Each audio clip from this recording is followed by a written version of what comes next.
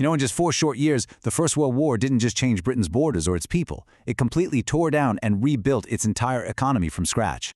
So today, we're going to dive into how a nation built on free markets suddenly became one of the most state-controlled economies on the planet. Okay, just to get a sense of the sheer scale of this thing, look at this.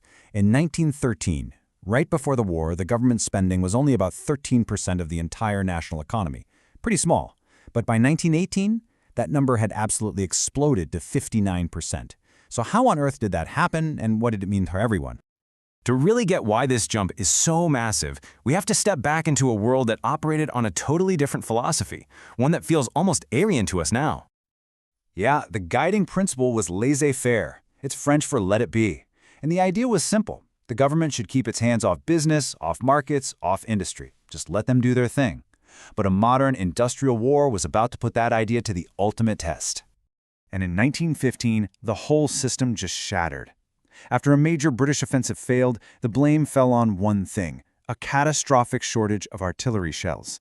It became painfully, brutally clear that private companies, left to their own devices, simply could not produce what was needed to win the war.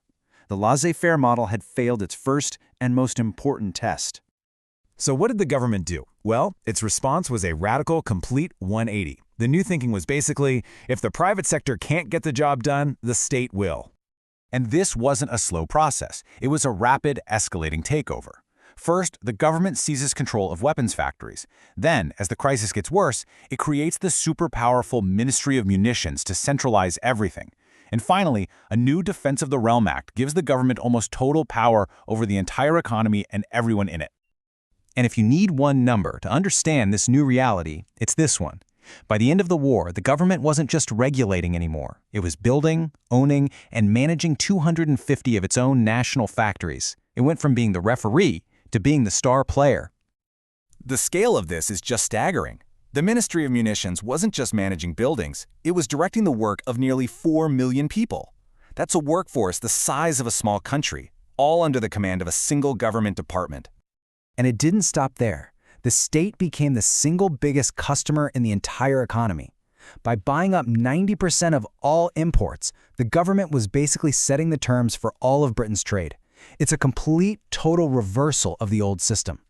And this control reached into every single corner of British life. We're not just talking about big industries like railways and coal mines. No, the government was fixing prices and wages, it was rationing your food, it even introduced British summertime to save fuel and told you when the pub had to close. This was total economic warfare. Okay, but running a country and a global war like this, well, it costs an absolutely unbelievable amount of money. So the big question is, how did Britain foot the bill for all this? Well, as you can see right here, the answer was mostly debt. About 70% of the entire war was paid for by borrowing money. Only around 30% came directly from taxes. This was a massive, massive gamble on the future. Just to put that gamble into perspective for you, before the war started, Britain's entire national debt was about £650 million. A lot of money for sure, but considered manageable. By the time the war was over, that number had exploded to over £7.4 billion. That's more than a tenfold increase in 4 years. I mean, they built a mountain of debt in the time it takes to get through high school. Now, for the 30% that was raised through taxes, there was a really big shift. Before the war, a lot of it came from indirect taxes, taxes on goods that everyone buys. But during the war, the government switched, leaning heavily on direct taxes like income tax. This meant that the wealthy ended up paying a much larger share of the cost. And here's the crucial part. Britain couldn't borrow all that money from its own people. It had to turn to the United States, borrowing billions from New York banks like J.P. Morgan. And this moment right here marks the fundamental shift in global power. Britain, once the world's banker, was now a debtor nation. So they won the war, but at an astronomical price. And when the fighting finally stopped, you could argue the real economic pain was just beginning. This quote from an economist in 1921 just says it all. All the high hopes for a better world after the war, they quickly collided with a really harsh economic reality. The wartime boom was over. You see, for a lot of workers, the war had actually brought some surprising benefits. Full employment, lots of chances for overtime, even more power to negotiate. But once the war ended, that situation completely flipped. We're talking widespread pay cuts, job losses, and unemployment that just kept rising all through the 1920s. And it's really important to see that even during that wartime boom, life was still tough. This table shows this constant race people were in. Sure, wages went up, but the prices for everyday stuff went up even faster. By 1918, the cost of living had literally doubled, and wages hadn't quite managed to keep up.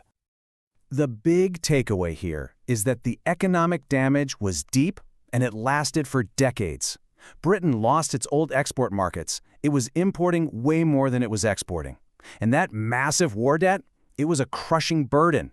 Get this, 10 years after the war, 40% of all government spending was just to pay the interest on that debt. Which leaves us with this final, really fascinating question. The Great War proved, without a doubt, that the government could mobilize and manage an entire national economy for a single purpose. The old laissez-faire world was gone forever. But the question that would dominate the rest of the 20th century was, after seeing what the state could do, could it or even should it ever truly go back?